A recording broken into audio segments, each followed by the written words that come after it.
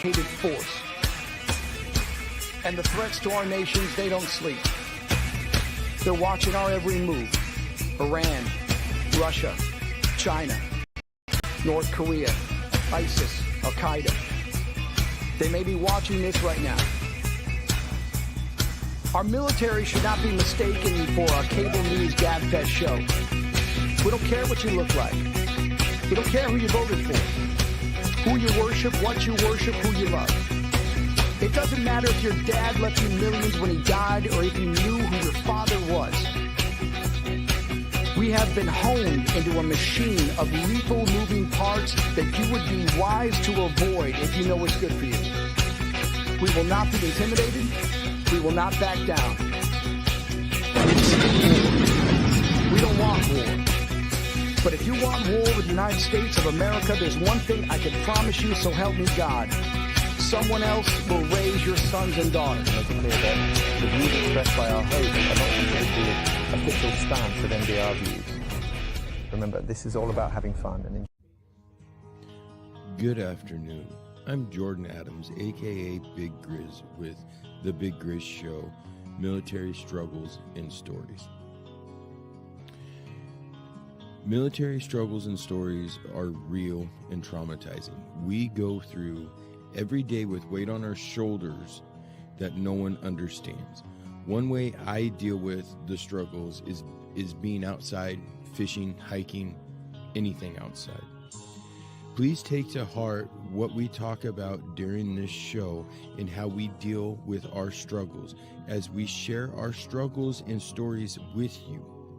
Please take the time and take it to heart what we are sharing, and know we try our very best to be normal and to have our feelings out there, even though we struggle with it.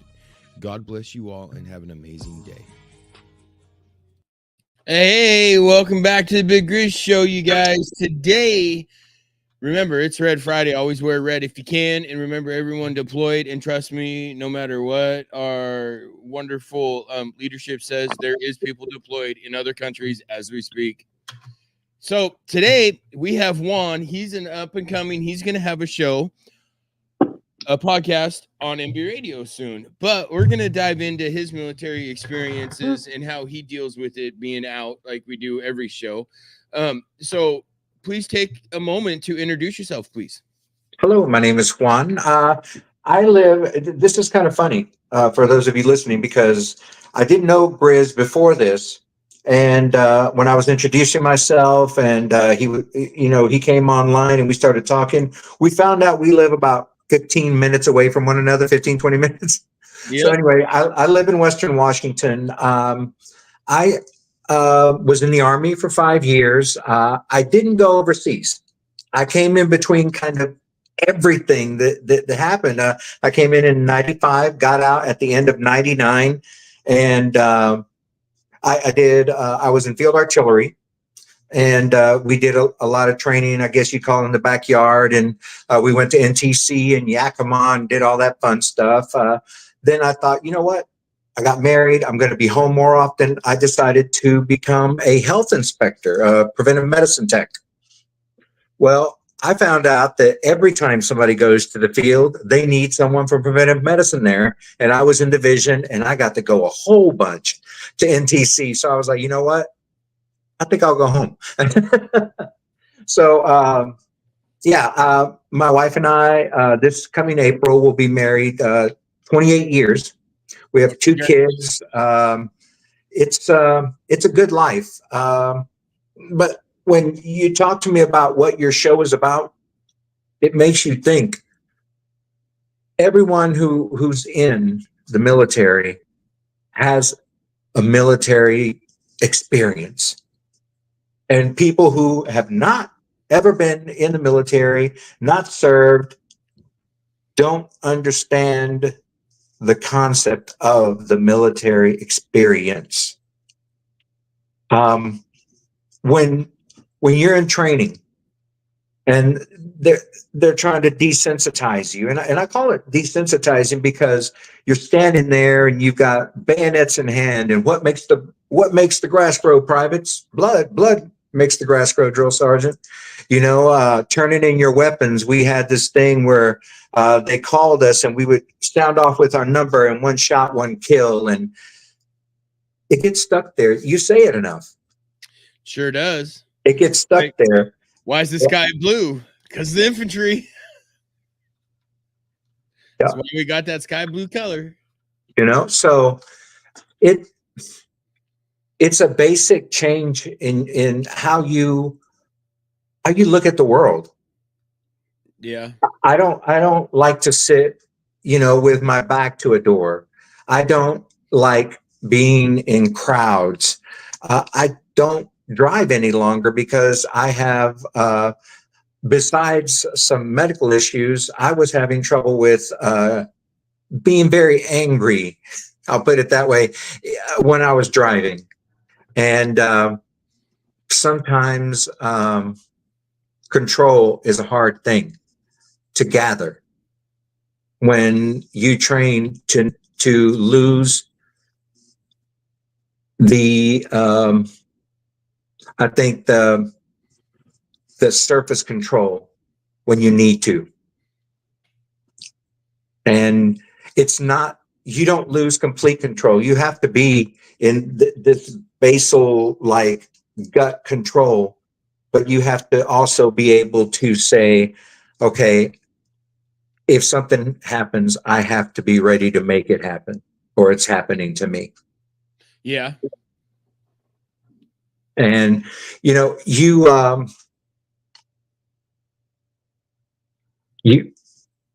look at things a lot differently. I was at a restaurant, and here, Washington is not like concealed carry. You can open carry.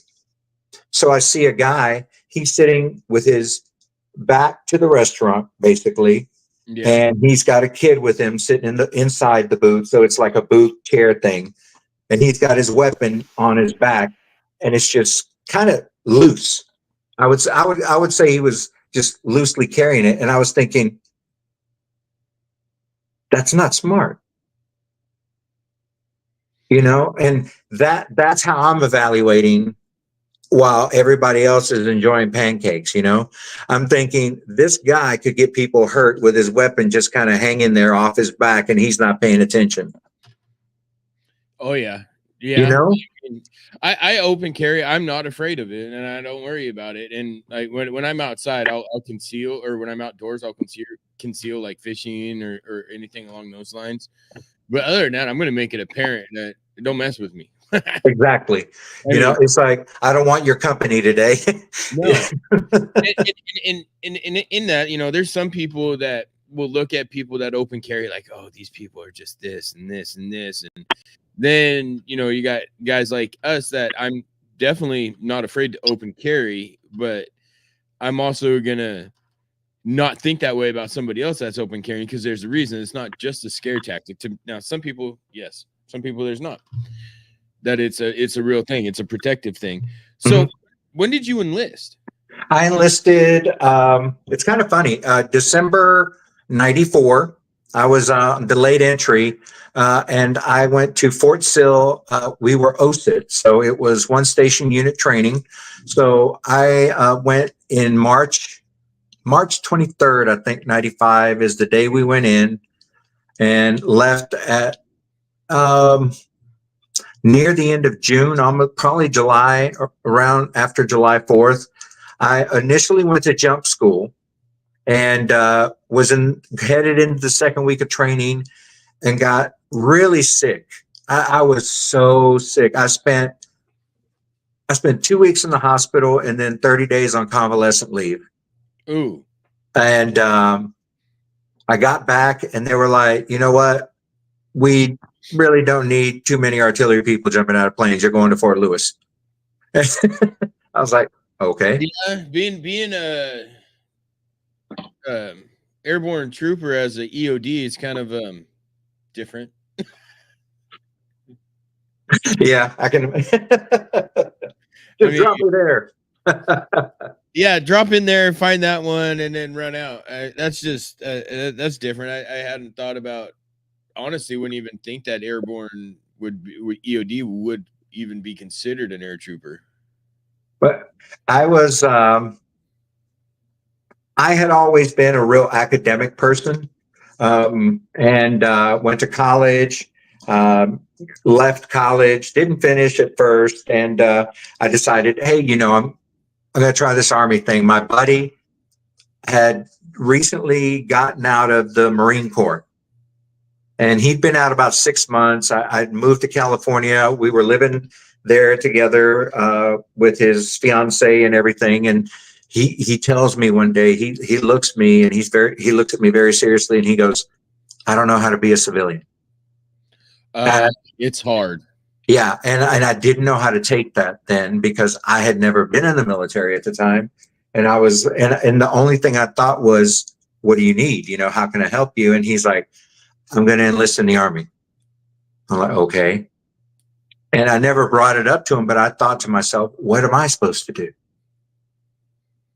So we drove together, and he just went in there, and he was talking to the recruiter, and recruiters talk. So they started talking to me, and I was, I've always been, had trouble with my weight. So one of the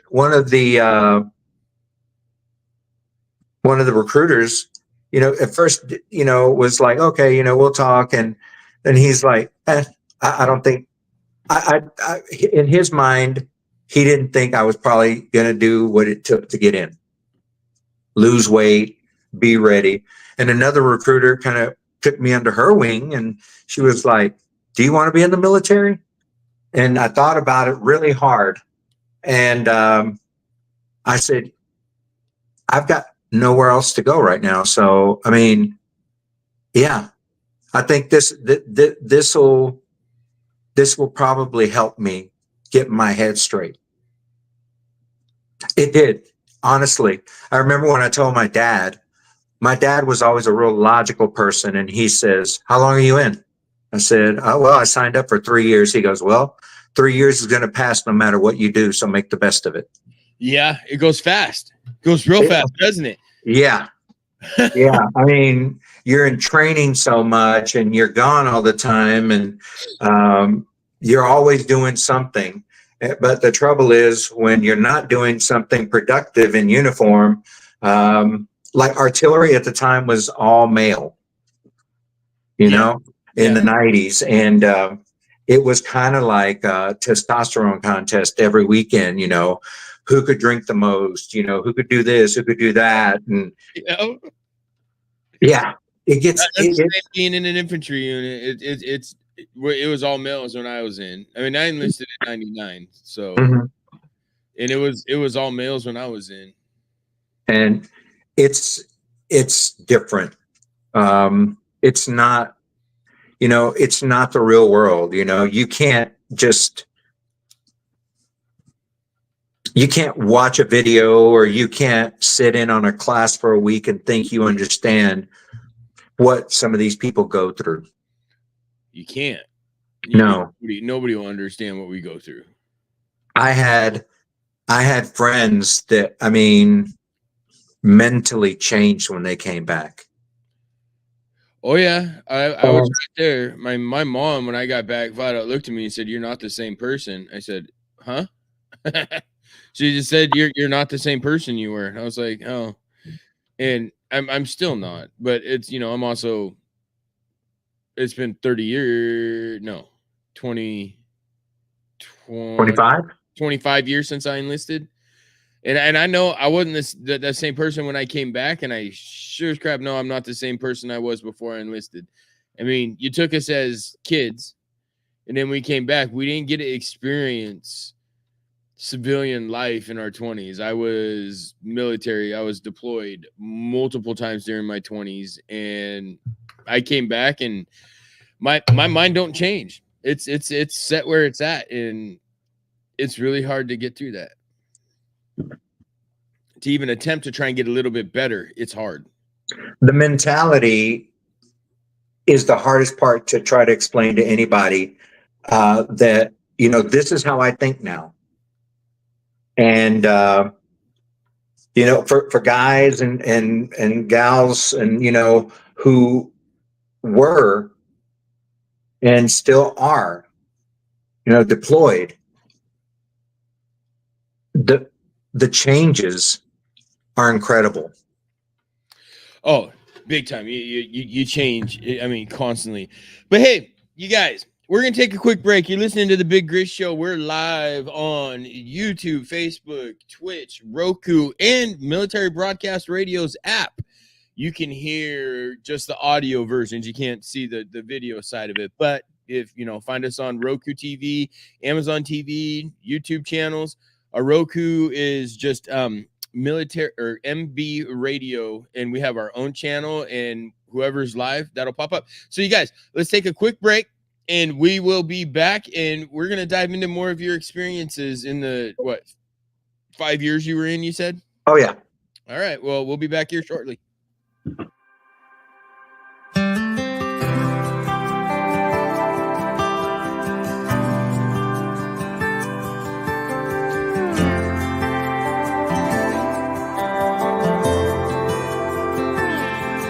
He spent 22 years in the army. We talked Alpha, Bravo, and Charlie, and what I learned from him's worth more than anything anyone's bought me. That camo jacket with our last name, still in my closet to this day. There ain't enough money in the world you can give me to throw it away, 'cause I hold on to pictures and memories in that shadow box with everything still in it. Whenever he talked, I listened. So fly that flag in your front yard as high as you can, except for when we lose one, defending the land of the free. We're in the home of the brave, and pour one out for the ones who never made it home. Say a prayer for their mama as if she was your own. I can't wait to tell my boys about the wars we won. Yeah, I'm proud to be a soldier's son. And those cassette tapes he mailed home, I'd rewind them all night long. 'Cause when I closed my eyes, I felt like he wasn't gone. And Mama did the best she could, raising 3 kids while he stood on the front lines from dawn to dusk in a gun-smoke skyline. So fly that flag in your front yard as high as you can, except for when we lose one, defending the land of the free. We're in the home of the brave, and pour one out for the ones who never made it home. Say a prayer for their mama as if she was your own. I can't wait to tell my boys about the wars we won. Yeah, I'm proud to be a soldier's son. Yeah, I'm proud to be a soldier's son.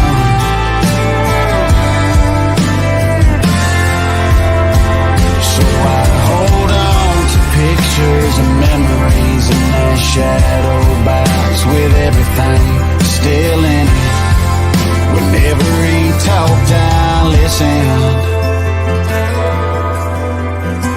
And he said to fly that flag in your front yard as high as you can, except for when we lose one, defending the land of the free.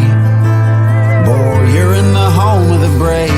So to this day, I pour one out for the ones who never made it home. Say a prayer for their mama as if she was my own. I can't wait to tell my boys about the wars we won.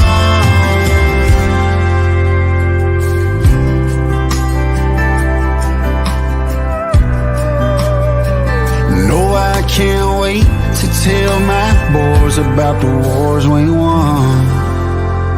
Yeah, I'm proud to be a soldier's son. Opinions expressed in this program are those of the speakers and do not necessarily reflect the views or positions of any entities they represent. Find us on the web at mbradio.us. Hey, welcome back to the Big Grizz Show. Hey, you guys, that was Matt Oakley with Soldier's Son. He is awesome. His dad was in the military, obviously by the name of the song. That was his experiences growing up with his dad in the military. He was actually on my show a couple weeks ago. If you guys go back through and look at some of the old podcasts, you will see that was amazing. That was an awesome show. So so let's get into some, maybe I'm not going to say in your 5 years that you had any traumatic experiences. Maybe you did. I don't know if you'd seen anything that was bad. If you're willing to talk about that, I would like to get that story out, and then how you deal with that kind of stuff, not being in a soldier anymore. I think tragic, I would say probably not for me. There were some things that happened. Yeah, but I think one of the physicality was one of the things in my life that was kind of like really bad once I got out, because I've had so many knee, ankle, back, and this morning I found out I'm having a neck surgery. Just from every day being a soldier, you run, you carry rucksacks, you carry nets, you set up everything, you dig foxholes, you do so much. And the problem I walked away with, every night I just drank it away. So let's just obviously I'm not going to push this to you because you don't want to talk about this. But something had happened to you that you live with day to day, right? Oh yeah, you've been out. Yeah. Okay. So on that flip side, because I leave it open, if anybody feels like talking about it, they're more than welcome. But my next question would be, how do you deal with it after the fact? How do you deal with the mental remnants of what had happened? You have to go, I think, you can't do it by yourself. I'll say it like that. I do see mental health, and I do talk to a therapist about some of the things that I did, some of the things that I went through. And you can't self-medicate with alcohol. Those were all of the things that at first I was like, I don't need mental health. And I would drink myself better. And then one day you just kind of run into a brick wall, and somebody hopefully will tell you, you can't do this. You can't act like this all the time. Something is wrong. Okay. No, I agree 100%. So you have to get help. I think that's the most important thing. Being in the military makes you think that asking for help is weak. Yeah, it feels like you're weak. What they used to call them, weak sisters. Yeah. That's not, I guess, nice anymore. But yeah, they'd be like, "Come on now, what are you gonna do? Are you gonna do your job, or are you gonna complain?" Oh yeah, big time. And it backs you into a corner, because that happens in front of everybody. It doesn't happen in private. Nobody takes you to the side and says, "Hey, are you okay?" No. And sometimes the leadership who needs to be helping you is pushing so hard to get what they want done that they ignore signs of what needs to happen or who needs help. You can take 100 classes on being a good leader and just show up to each one and never learn a thing. Yep. You know, rank doesn't make someone a great leader. No. Just like, you know, me reading a book on being a chef, you know, isn't going to make me a great chef. You No, know, it comes with experience, it comes Yep. with time. And, you know, I think if in dealing with life now, I say that I try to be a better friend. I do call some of my old buddies, and it's just a buddy check. I don't call them for anything. Yeah.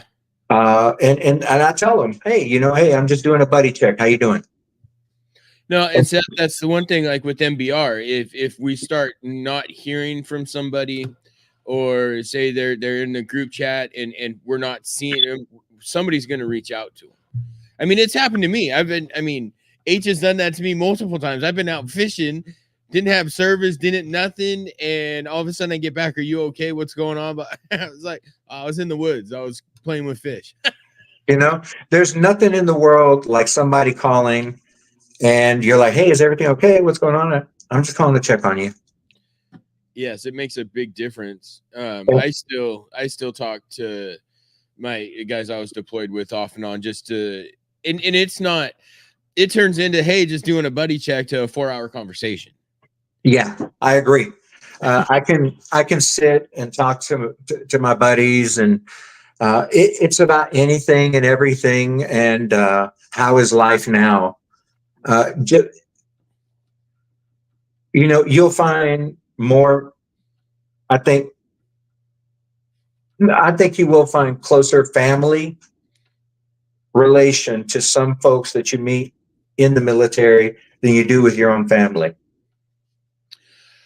I definitely have strong feelings that the brotherhood and the family and the connections you make in the military are a big difference. It's different than what you can have. Yes, you can have really, really good friends, and all of that is as in civilian life, but that camaraderie that everybody makes, there's nothing that will compare to that. The only thing that I could say can compare to that, and it's really crappy to say, but it's like MCs or, you know, motorcycle clubs. That brotherhood is the closest brotherhood you can possibly, and I'm not in one, Right. not, but that, from people I've talked to, that brotherhood that they have is almost close to what we gain in the military, especially if you deploy with guys.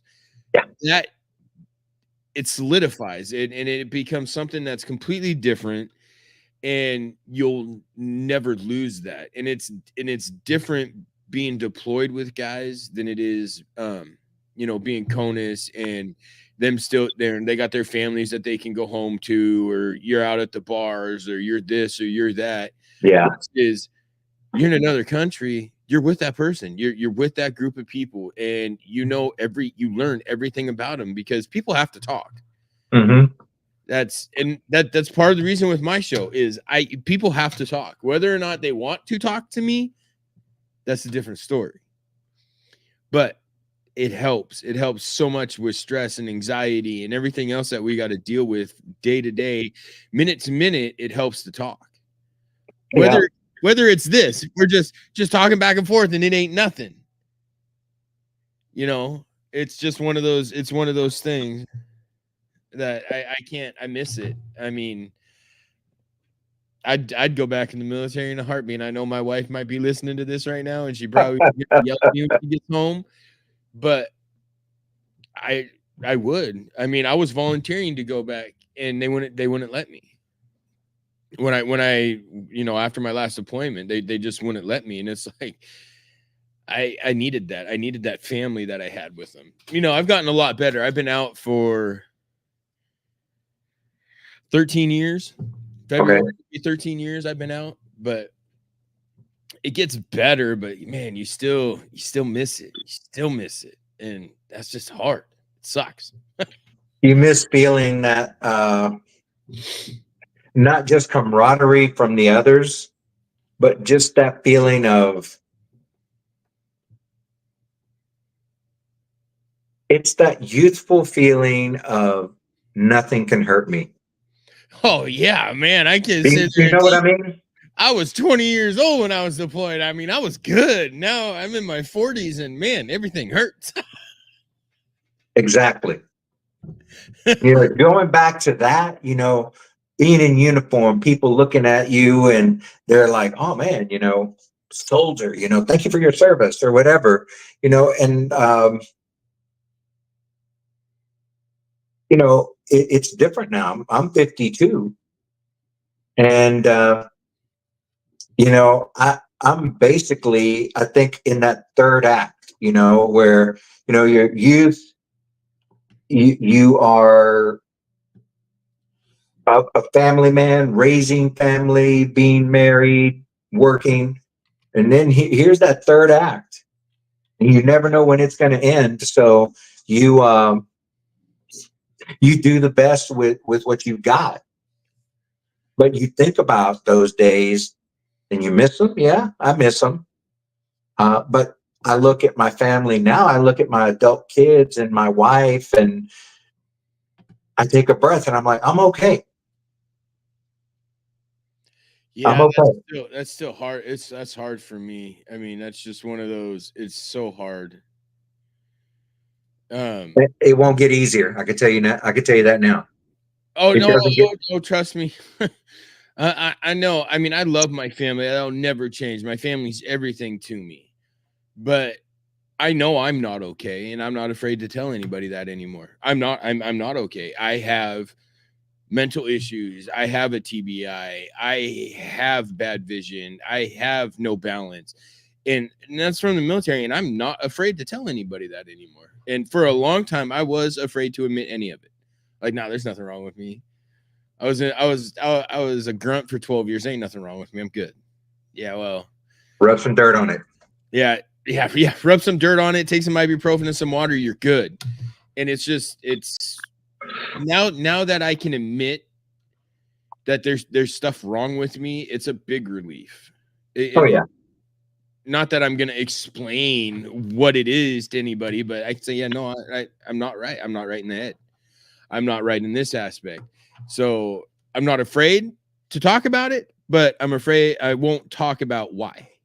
If that makes any sense to anybody listening. But hey, guess what? We're at our mid-time break. So we're gonna play it's called Make 22-0 again by Ryan Spencer. It's one of my favorite songs from our he's a military vet and he's got this song out there and it's one of our favorite songs. We play a lot of military, or let me rephrase that. We play a lot of veteran music, almost all veteran music on our radio on here. And this Scotty Frazier and Matt Oakley are like my three favorite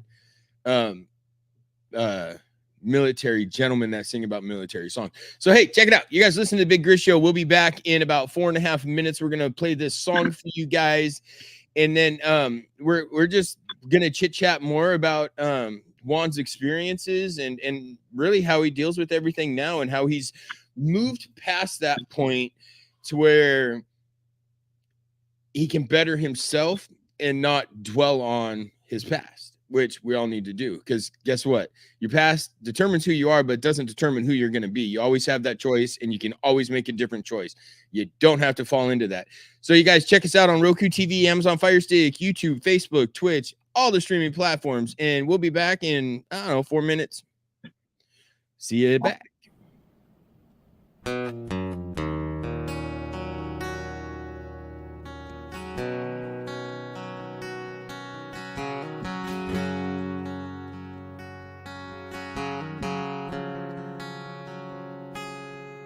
Another regular day, nobody knows. It's that time, he's coming home to them from a foreign land.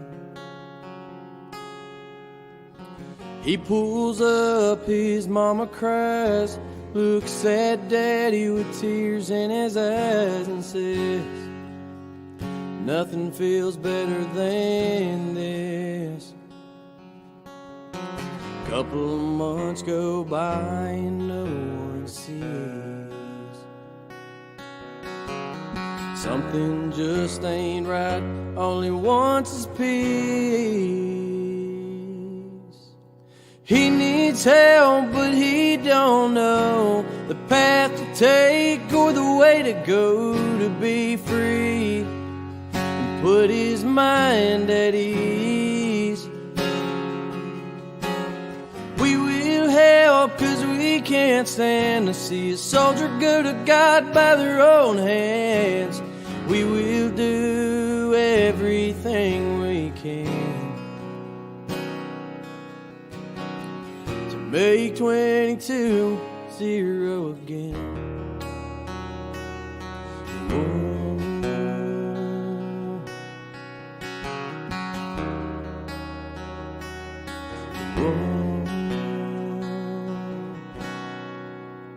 He gets help, but he still feels off. Sees an ad on the TV about a dog bad and said, this is a man's best friend.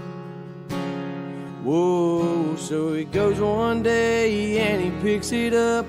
Never thought a dog could bring so much love and put a smile on his face. But he's finally found a saving grace.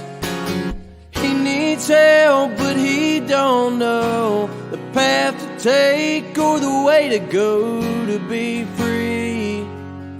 Put his mind at ease. We will help, 'cause we can't stand to see a soldier go to God by their own hands. We will do everything we can to make 22-0 again.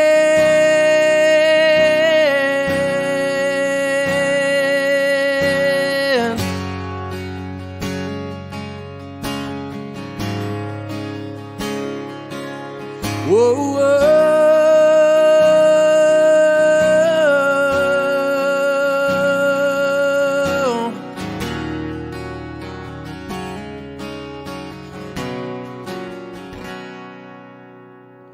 He needs help, but he don't know the path to take or the way to go to be free. Put his mind at ease. We will help, 'cause we can't stand to see a soldier go to God by their own hands. We will do everything we can to make 22-0 again.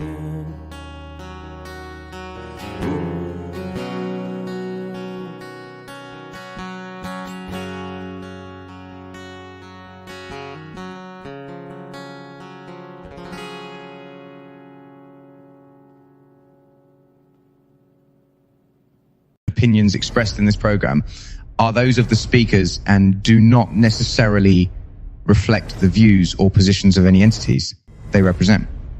Find us on the web at mbradio.us.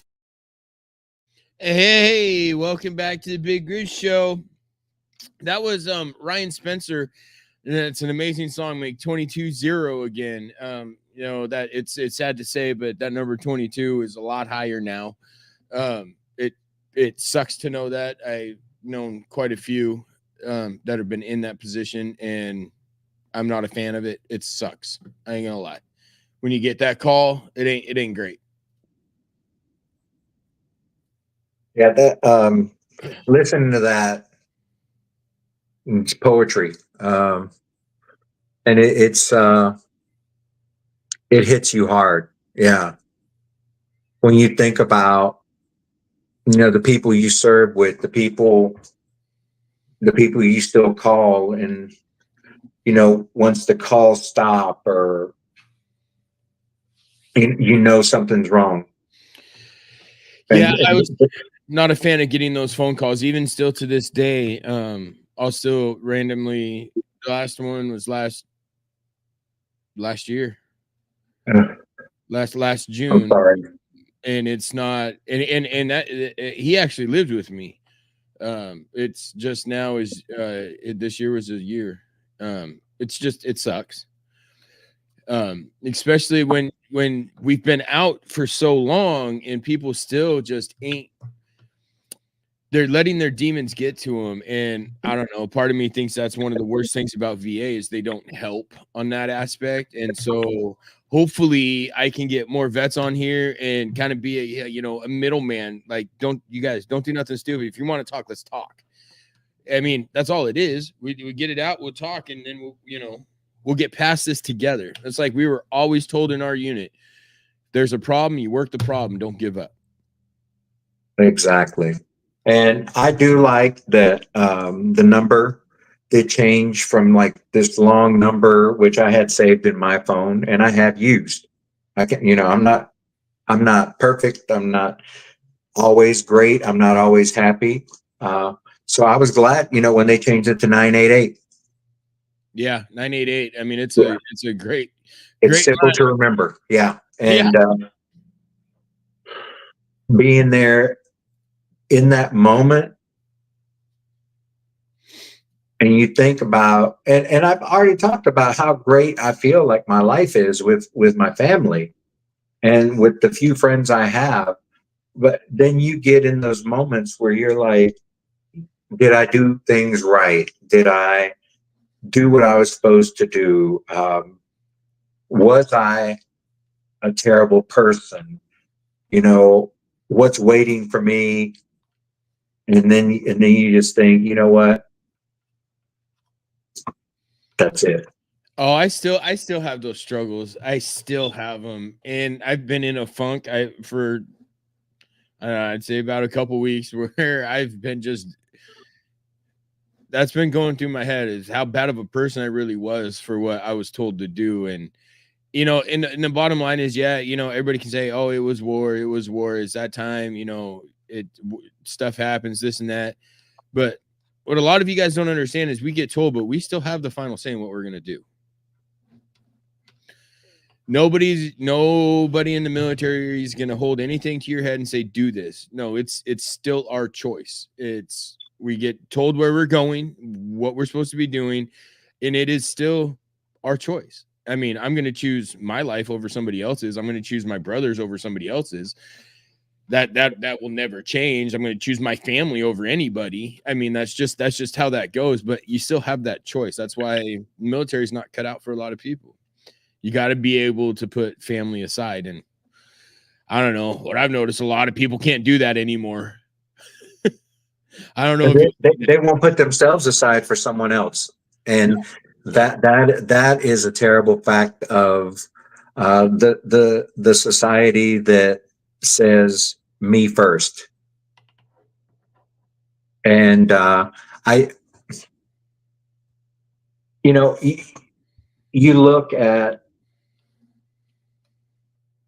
the choices you had to make or I had to make in following an order or following a directive or whatever we were going to do. And sometimes it's not in your best interest, but it's what you were told to do. Exactly. And just like you just mentioned, a lot of people aren't like that anymore. They're like, what's in it for me? And the whole what's in it for me thing makes it really difficult to make yourself want to be selfless. All you think about is, what is the upside for me? What do I get promoted? Do I get a ribbon? Do I get something, extra money, whatever? And they don't. I think that the thing was for us was the big picture. Is everybody coming home together? Are my friends okay? Yeah. Are the other soldiers okay who aren't my friends? I didn't like everybody I served with. A lot of people probably didn't like me, but we had jobs to do. Yeah. And that all gets set aside when you're out there doing something. It doesn't matter if you guys like each other or not. You're still going to protect the person. Right. they're still going to do the same for you. Or at least you got to have that trust. You got to have that faith in that person for that.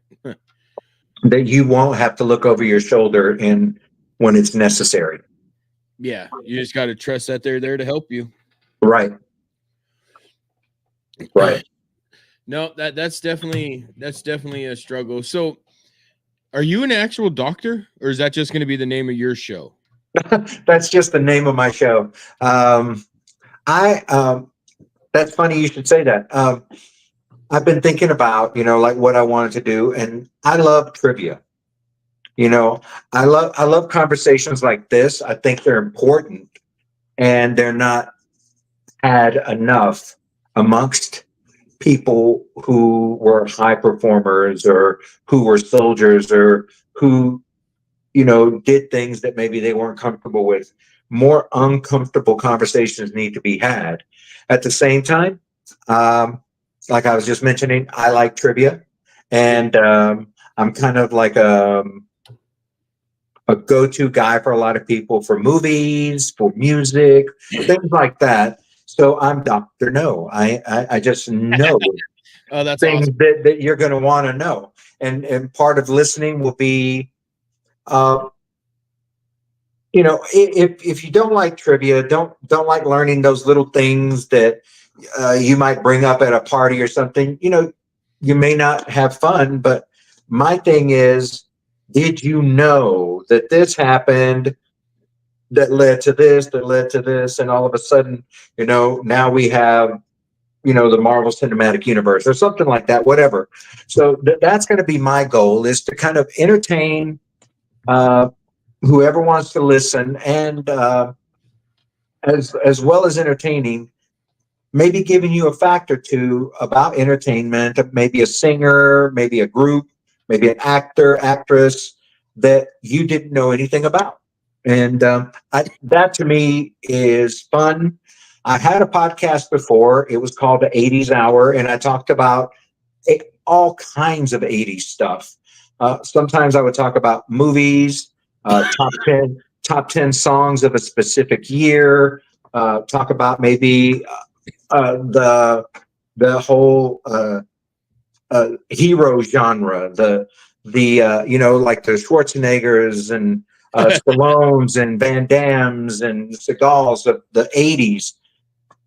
And then it's kind of funny to look at it now, because in the 80s, all these guys were jacked, right? Yeah. And then you look at all the superheroes now, and you have Robert Downey Jr., you have Chris Evans, Paul Rudd, who were, like Ant-Man, Captain America, or Chris Pratt, who's Star-Lord and all this stuff. I mean, but then you have a guy who's huge, like, oh my goodness, Thor, Chris Hemsworth. Oh, Hemsworth is huge. That's a huge guy. Or Jason Momoa, that's a huge guy. But, otherwise, Hollywood isn't, very huge dudes anymore. So it's an interesting kind of way of, of saying, we've evolved a little bit. Your superhero doesn't have to look like a Greek god or anything. They can look like your average dude, but it's entertaining, to see the differences between Hollywood then and now. And then my other podcast was actually called the Wrestling Wayback Podcast. And what I would talk about at first, it kind of changed over time, but I talked about wrestling in the 70s and 80s up to the 90s, the Attitude Era and the WWE. That was some of my favorite time to watch wrestling. And I would talk about different pay-per-view events, different wrestlers. I did have some current wrestlers on, and past wrestlers. And we would talk about, what it was like, before kind of pulling the curtain back and it becoming sports entertainment. When, people in the audience would, threaten guys and pull guns on them in parking lots. And, you get away, and then you think, man, I did a good job tonight. They believed it. And because I remember I grew up in a little bitty town in East Texas, and we had some wrestlers come into town. And of course, the good guy was getting beaten up. And this guy from like out of nowhere, he tries to jump in the ring, and they were about to pummel him. And the local sheriff's guy was like, oh, no, no, no, no, no. Let me get him. But I mean, he bought in the show. The show did what it was supposed to, but he just went too far, So I used to love that. I would watch as a kid, and you would see things, and you would be like, "How did they live through that?" And then, when the curtain, again, the curtain getting pulled back, and all of a sudden, the Iron Sheik and Jim Duggan get pulled over together, and they're supposed to be in a feud, and kids are like, what? Why were they together? Oh yeah, no, man, that was definitely the Attitude Era of wrestling, with DX and Stone Oh yeah, and the Undertaker, and I mean it was definitely a clash of everything. It was way better then, in my opinion, even though looked like it was fake as crap. But I mean, it was still way better. I mean, just listening to them talk crap to each other was the best. Oh yeah, but what's like AEW, who's they're getting there. I like their programming. They're going to be here at the Tacoma Dome actually tomorrow afternoon. They have a pay-per-view, Wrestle Dream. It'll be the second annual Wrestle Dream, and it's at the Tacoma Dome. And Vet Tix, I don't know if you've heard of it. I've heard of it. I haven't done anything with it yet. Vet Tix has tickets, for anybody in the Western Washington area who's a veteran. You like wrestling? AEW Wrestle Dream has tickets available. Go to vettix.org. And I've been able to see, like I took my family to Billy Joel, took my son to Korn, Evanescence, and another band. We've seen so many things that we wouldn't have had the money to do unless we had used Vettix. And they give you great seats. And isn't it just discount prices? It's actually the tickets are free for most events. They do have some discounts to some things, but the tickets are free. What you end up paying is like a service fee of like anywhere from like $10 to like $15. And it depends on the number of tickets you get. So like one ticket is like $9.97. That's the service fee. And then you go to like Ticketmaster or what's it called? Live. I don't remember some of the others, but you go there, you claim your ticket, and it says your ticket was comped. You just pay the service fee, basically so that Vettix can keep running. And for 4 tickets to see Billy Joel, and we were, we weren't like on the ground, of the event, the floor, but we were first level. That's amazing to me. So yeah, I love Vettix and use them very often.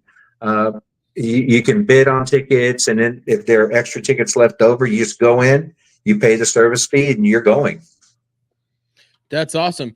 Hey, so we're about out of time. Can you just plug your what your podcast is? And I know we're still in the works of getting you ready, but at least let these viewers know what you plan on doing. Dr. No will be all about what I know. I'll be talking to you about trivia, from actors to musicians to singers, talking about some of the background to some of the most entertaining movies you can think of. What brought them about? Where did they come from? Why did they do things a certain way? Why was someone cast and someone else not? Things like that. So that's going to be some of the first shows I have coming up. I have about, I would say, 8 to 10 ideas for programs already. I like to be prepared and researched. I don't. I have seen, some people recommend, and this is kind of off the topic of what I'm going to do, but people like to use scripts, and I like to use notes of what I'm going to tell you, but I might delve into something completely different 2 minutes in. So, I am pretty spontaneous about what I talk about and how I share with people. But that's going to be the program, all about trivia, entertainment, having fun, and yeah, hopefully we'll get going soon. Maybe November, December timeframe. I look forward to hopefully having a program on. Yeah, no, I'm excited. But hey, you guys, on that note, for you watchers that are still hanging out, if you guys go on the Big Grizz Facebook page, I am actually, there is a flyer and a QR code to a link for a fundraising event that I am putting on this Christmas. It's December 17th. It's for the Old Soldiers Home in Ording. I know you know where that's at. It's basically hospice for vets, and I'm flying in a singer. We're having it catered, and anybody that wants to help with any sort of fundraising, the flyer is on the Big Grizz Facebook page. That's all you got to say. And it's got a purple thing with a unicorn on it. You know, it's me. We're fundraising to, me and my wife and a couple other people were fundraising to get these guys stuff for Christmas, because there's a very good chance that this is their last Christmas and we want them to enjoy their next year. And then they got a little tiny home village there for homeless vets that are coming off the street to get their feet right. We're in the process of trying to buy them a bunch of new mattresses because they're not on very good mattresses. And we're doing that along with, we're getting Christmas wish lists from them, and we're gonna try and buy every single vet there, and there's like 150 of them. We're gonna try and buy them something on their Christmas list that we're gonna sit there and wrap so they can open during this concert. So hopefully we can bring a smile and some joy to them, because you know probably 90% of the people in the Old Soldiers Home, this is gonna be their last Christmas. That's the big thing that I got going on. So you guys, please get on my Facebook page. It's just Big Grizz, and it's that same goofy unicorn. I mean, you can't not know it's me. And like I said, there'll be a flyer on there. It says Christmas Bash with Scotty Frazier. He's been on my show. All our hosts play his music. He's a retired Marine. I'm flying him up here, and he wrote a whole Christmas album on his experiences deployed. And he's going to sing it for these guys up here. And we're going to have them a big Christmas dinner. And I think they're still working on talking me into spray paint my beard white and dressing up as Santa. So we don't know how far that's going, but it's been talked about. And, well, I mean, it is what it is. Whatever's going to do to make these guys smile and hopefully have a good Christmas. On that note, you guys, thank you for tuning in and listening to the show. I will be back here same time next week, and we'll go from there. I'm not going to give up who's going to be on the show or anything, but we'll definitely have a guest. And you guys stay tuned and listen, and I hope you enjoy it. And Juan, thank you so much for taking the time out of your day to jump on here. I appreciate it. Thank you so much for having me on. I appreciate it, Grizz.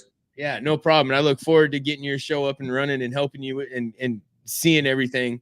I don't know when our next appointment is for a teaching session to get you going, but I can't wait. So on that note, you guys, you're listening to Big Grizz Show on Roku TV, Amazon Fire Stick, Facebook, YouTube, Twitch, X.